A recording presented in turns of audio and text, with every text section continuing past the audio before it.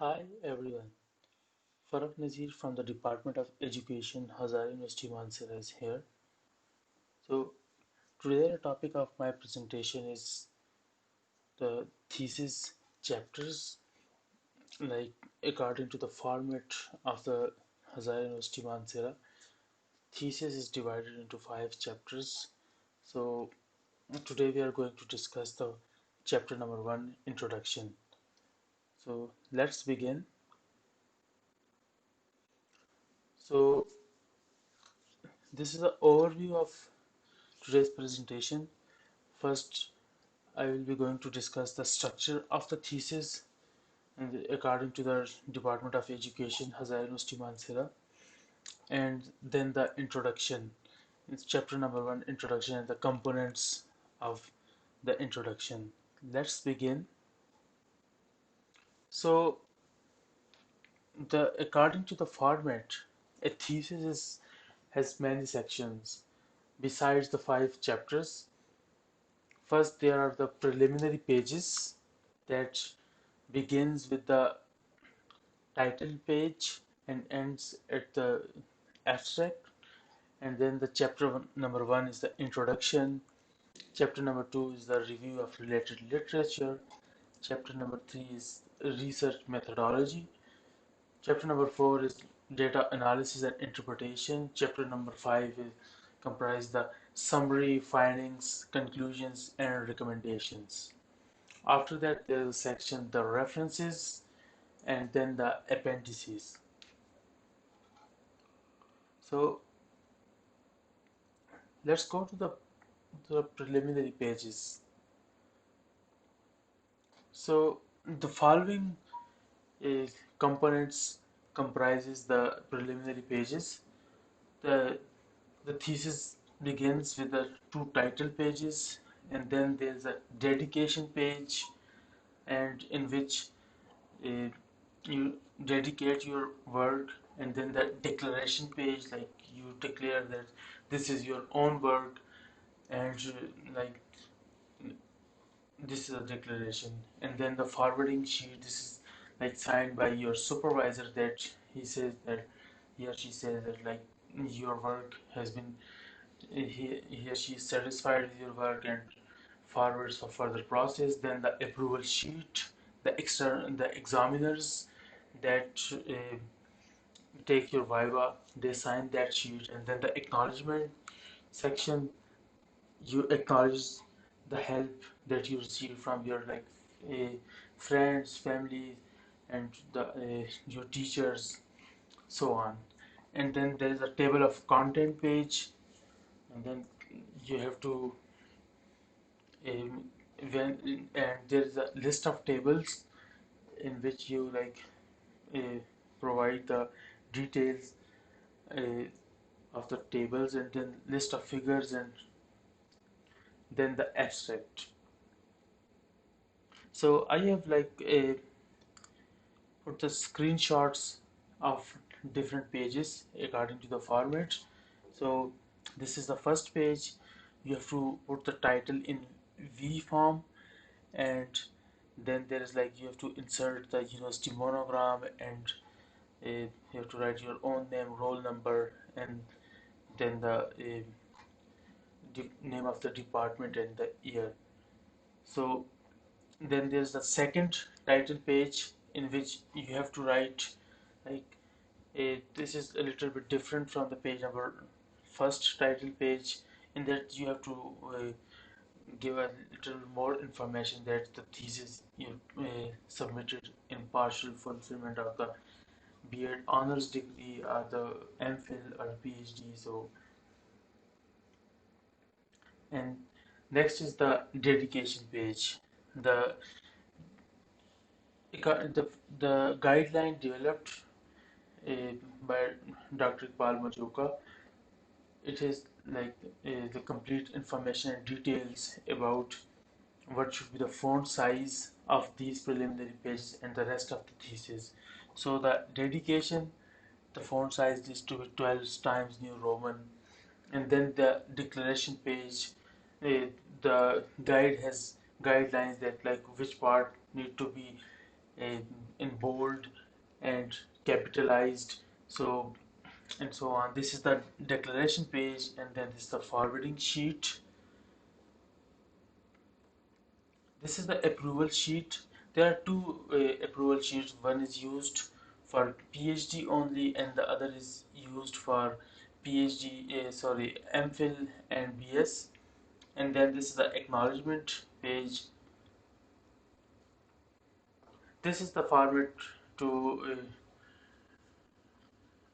to create your table of content.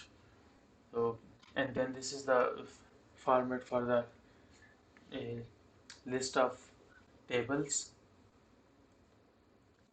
and the preliminary pages end at the abstract. So you can see here that the abstract heading need to be 14 points and need to be capitalized. So according to the format, an abstract should contain at least your research topic, research questions, participants, methods, results, data analysis procedure, and conclusion.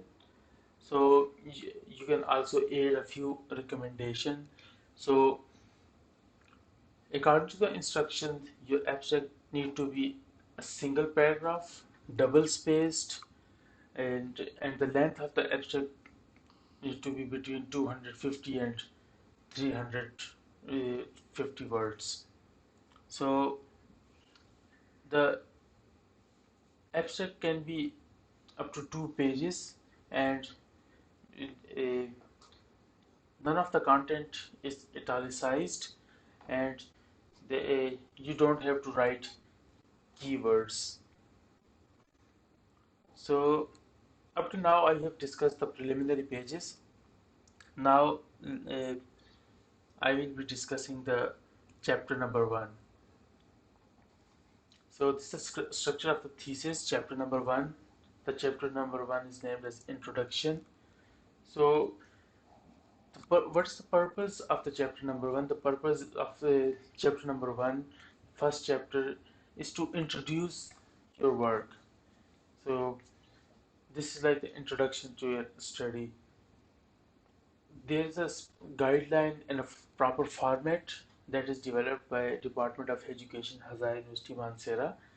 So, and there are different components in the first chapter.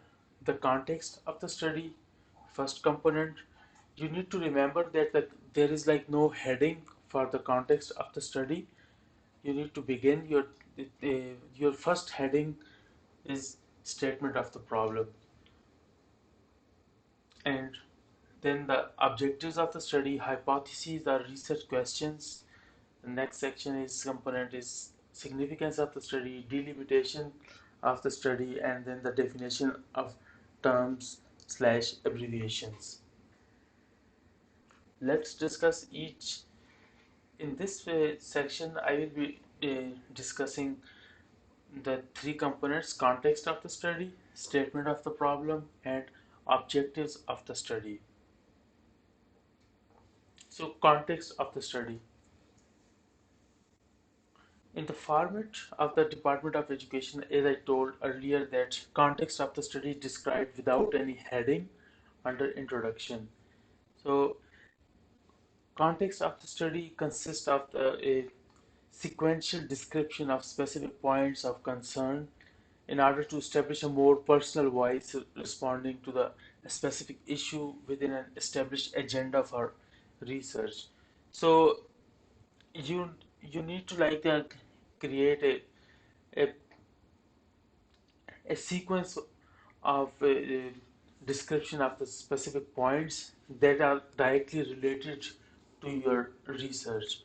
So it is a description of the background of the study which ends with the justified rationale of the study.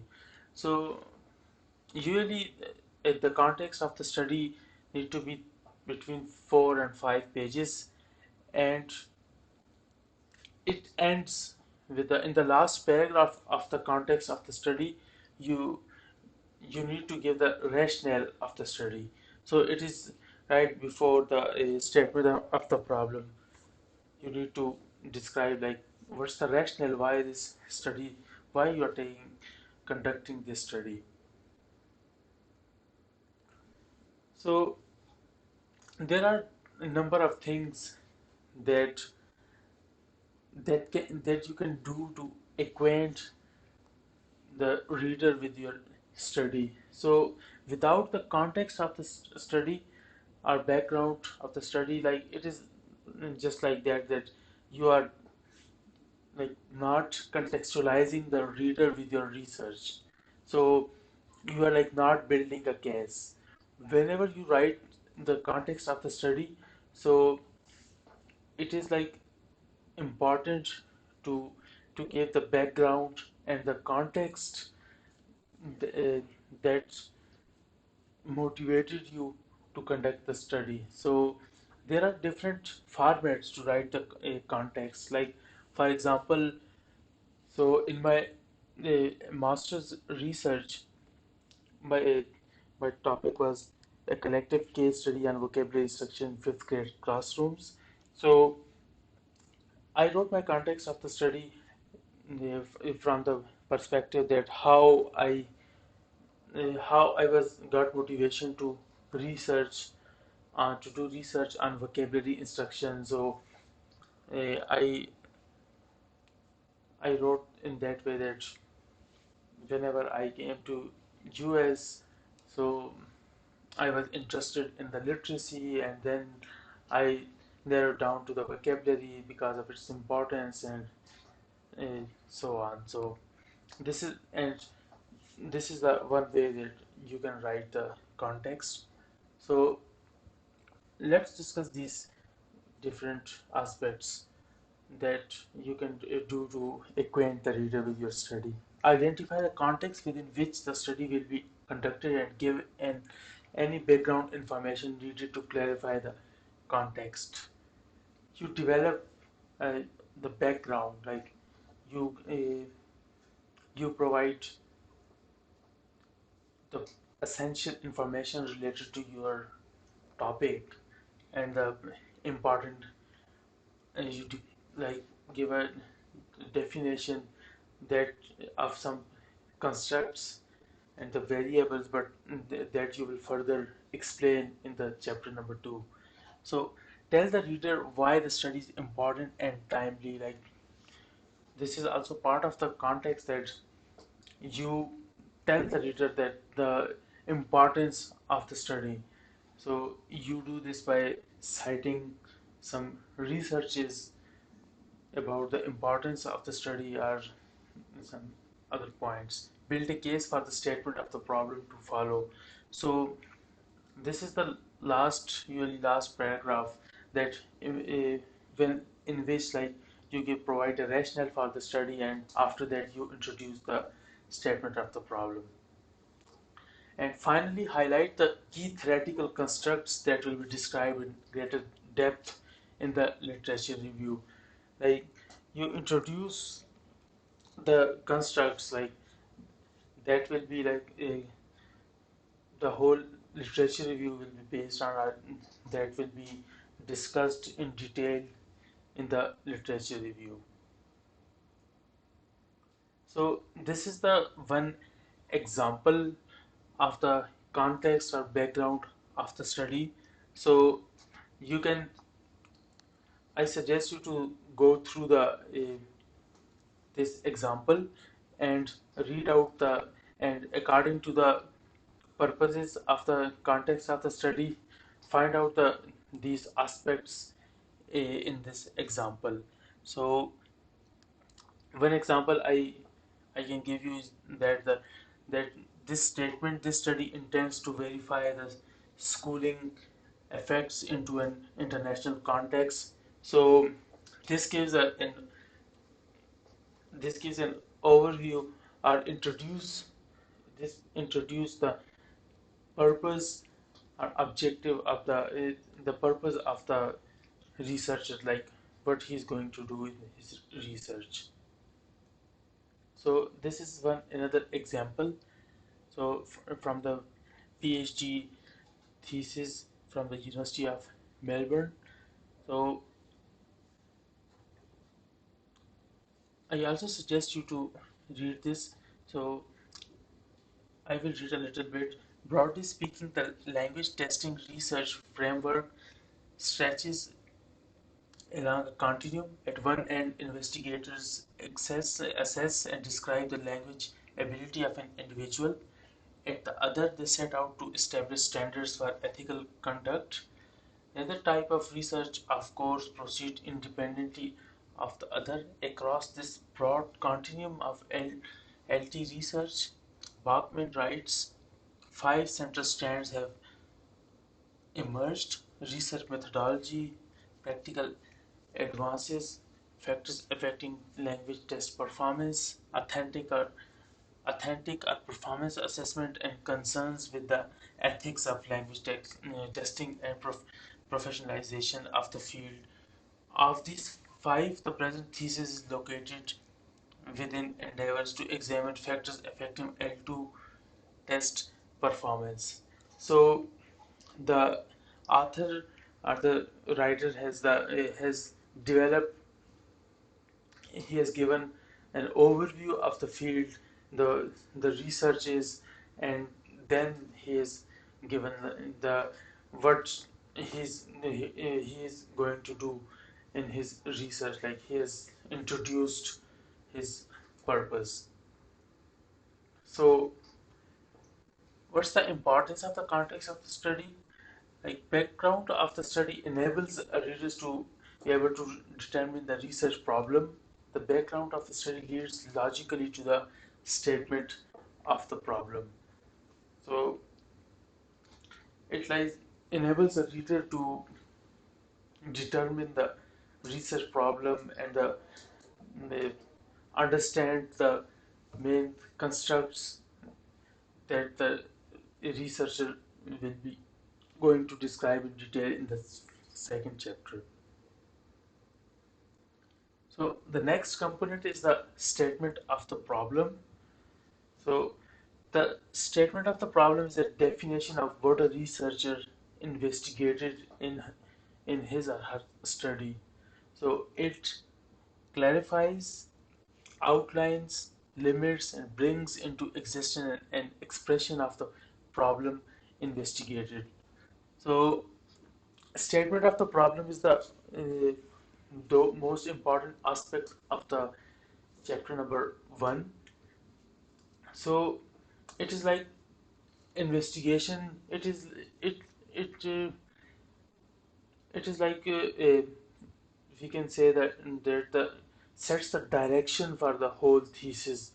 It gives the reader that what the researcher has investigated, why he has investigated, and what is the methodology that he or she has used. Like it clarifies, outlines, limits, and brings into existence an expression of the problem investigated.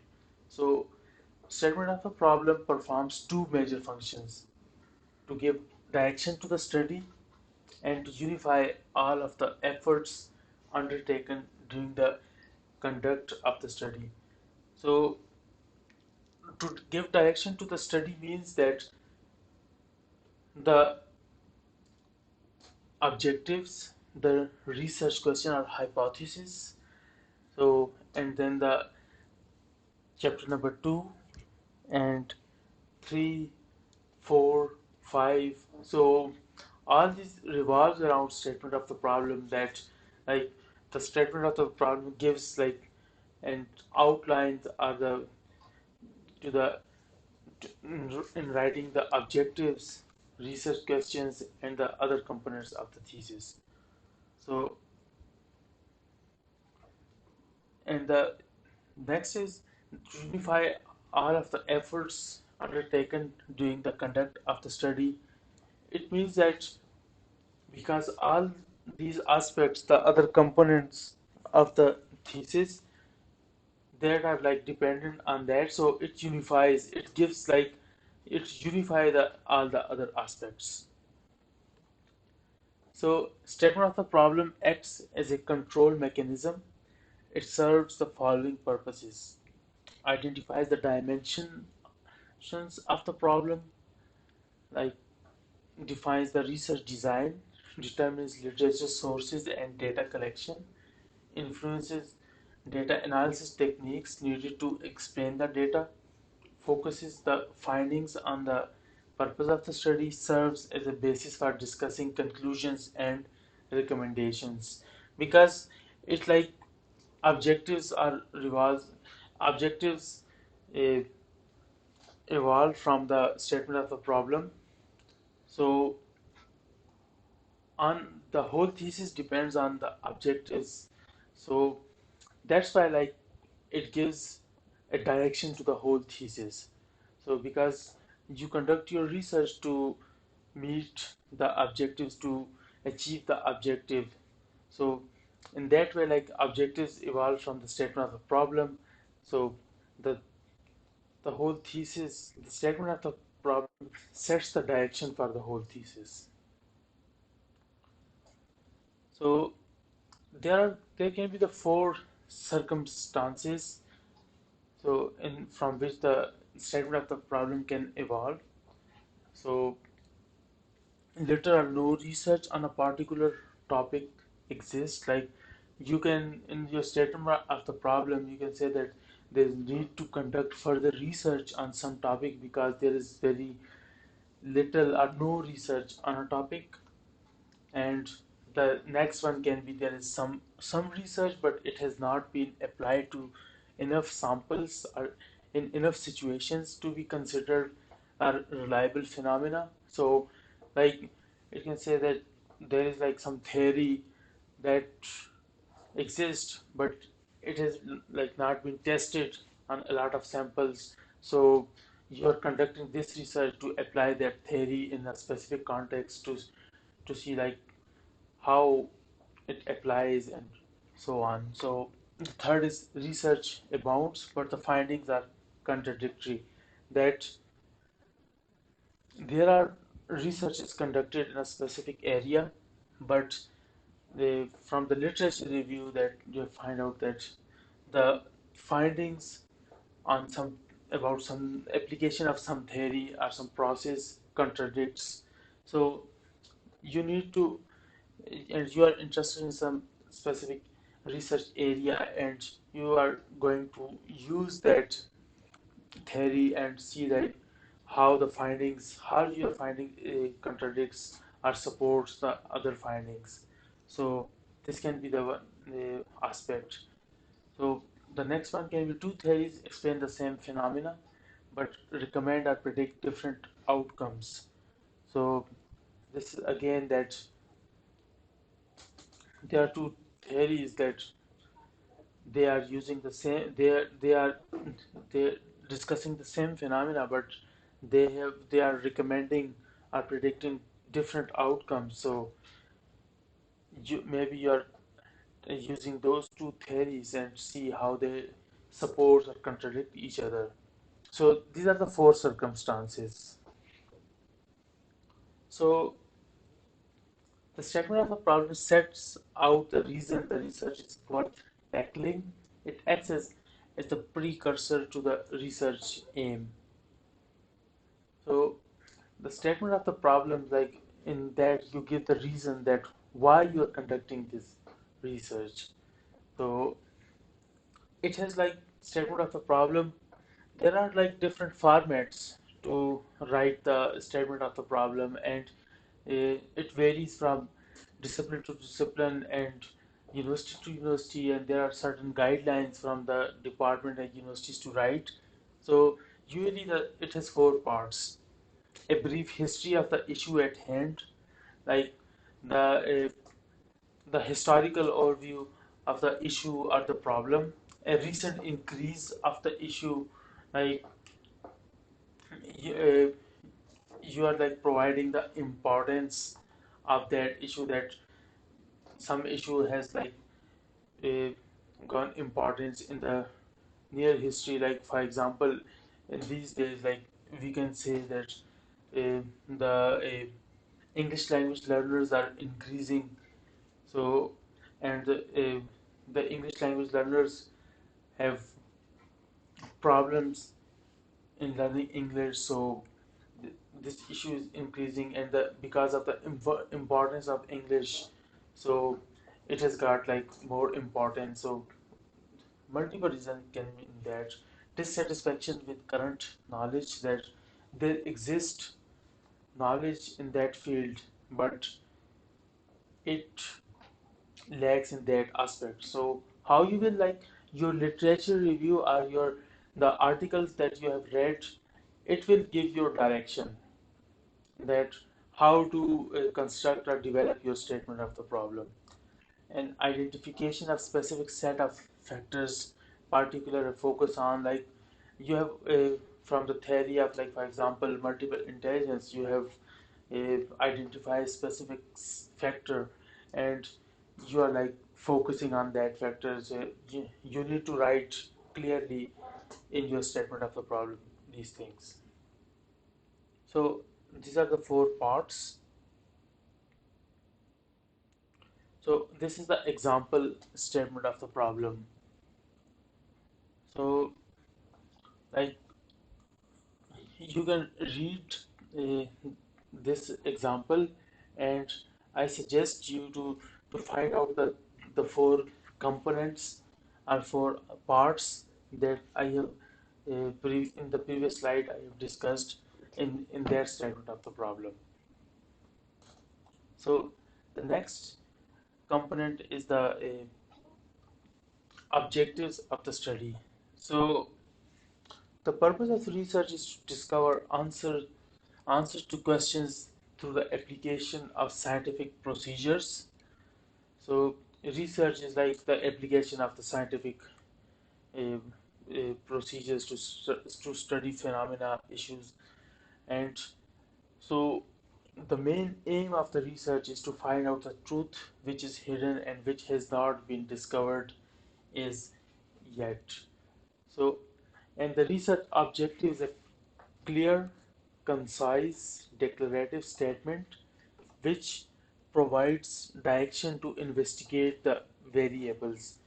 So, research objectives that need to be like clear, concise, declarative statements like that give the direction that how you will be investigating the variables. Like, for example, to the research objective can be identify the to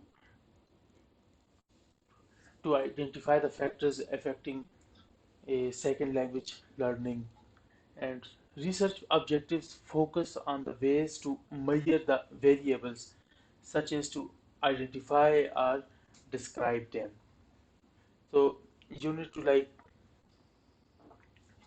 give the way that how the variables will be focused, like you can say like compare, if you are doing comparison, and if you are exploring, if they are specifically used in the qualitative research, the keyword explore. So like you need to give the specific way that how you will be measuring the variables. So objectives are sometimes directed towards identifying the relationship or difference between two variables. So sometimes like the you you give that your research objective can be to find out the relationship between study skills and and your achievement score or GPA. So this is the correlational study, and research objectives are the results sought by the researcher at the end of the research process, that I explained earlier, that your whole research revolves around your research objectives, means that you're conducting this research to achieve your objectives. So that is like what the researcher will be able to achieve at the end of the research study. That at the end of the study, you see that whether he has achieved his objectives, like what was the whether the set objectives have been achieved, he has given answer to that the questions or not. So objectives should be closely related to the statement of the problem. That the objectives so that use the keywords and the key constructs that you have described your context, and then these in your statement of the problem you give the like the reason and the like whether you have identified some gap. So these objectives evolve from the statement of the problem. So the objectives should be presented briefly and concisely. That there is a specific statements that object of the study comprise that need to be like briefly and concisely and clearly. There shouldn't be ambiguity in the objectives, in the written objectives, and these objectives need to be like one objective need to discuss the one variable. So in that way that it can be clearly written. They cover the different aspects of the problem and its contributing factors in a coherent way and in a logical sequence. So the objectives should be clearly phrased in operational terms, specifying exactly what researcher is going to do, where, and for what purpose. And they are realistic considering logical conditions. Like they need to be that measurable and they need to be achievable in a specific time frame, and use action verbs that are specifically enough to be evaluated. That you need to use the action verbs when you will be writing your objectives, like for example explore, identify, investigate. So these are the action verbs that you need to use when writing your objectives. So there are different categories in which the research objective has been grouped. So number one is to gain familiarity with a phenomenon or to achieve new insights into it. Like your research objective is to gain like the familiarity with a phenomena or an issue, and to gain like new perspective on that. So studies that are conducted with this objectives in view, there are like termed as exploratory or formulative research studies. So usually these are the exploratory research, the qualitative research, that when you gain like when you want to gain like a familiarity with a phenomena. So number second is to portray accurately the characteristics of a particular individual situation or a group. So this is the form of the this objectives relates to the descriptive research study, that you want to describe the characteristics of a particular individual situation or group. So the third is to determine the frequency with which something occurs or with which it is associated with something else, like that how the things are related, uh, and what's the frequency of the occurrence. Studies with this object in view are known as diagnostic research studies. Like you are like diagnosing that why is the some particular if why is if for example if there is some bad behavior or the so and you are doing research on that on the student behavior in the classroom, and you're like noticing or the frequency with which it is occurring and what is the reason, like, and that this is you want to find out the causes. So this is a diagnostic research studies. And the fourth one is to test a hypothesis of a causal relationship between variables. Like the hypothesis testing research study lies in that, like that the you find want to find out the causal relationship between variables, that whether there exists a relationship between two variables or no. So these are the hypothesis testing studies.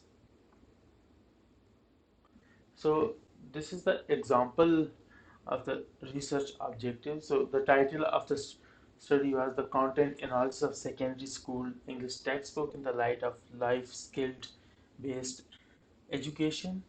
So the research objectives were to analyze, you can see the keyword, the analyze the contents of English textbook of ninth class in the light of the life skill based education components.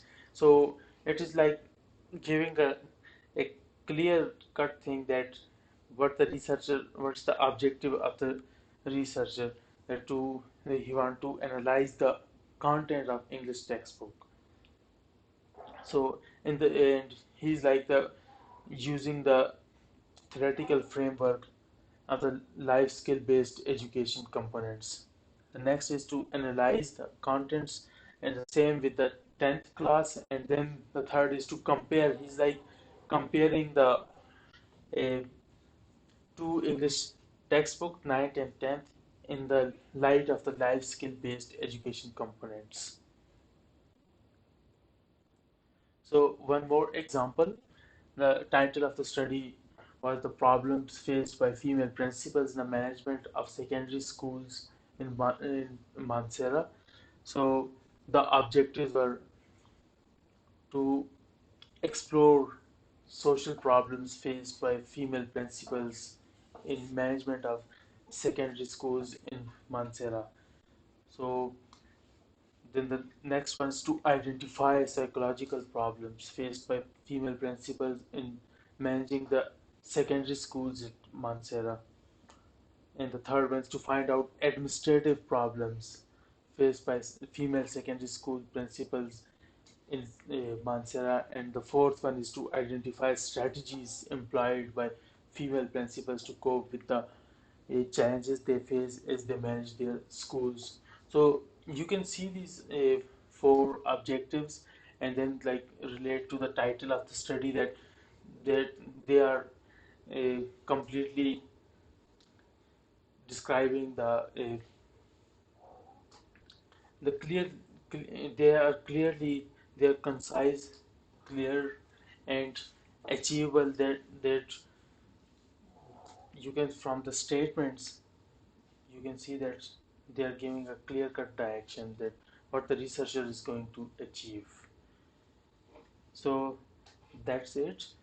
I hope you have learned these three components that I have discussed from the chapter number 1, introduction. So in the next presentation I will describe the other remaining components. So this presentation is made by using text from the book How to Write a Better Thesis, and the second one is like writing a successful thesis or dissertation, tips and strategies for students in the social and behavioral sciences. So thank you so much.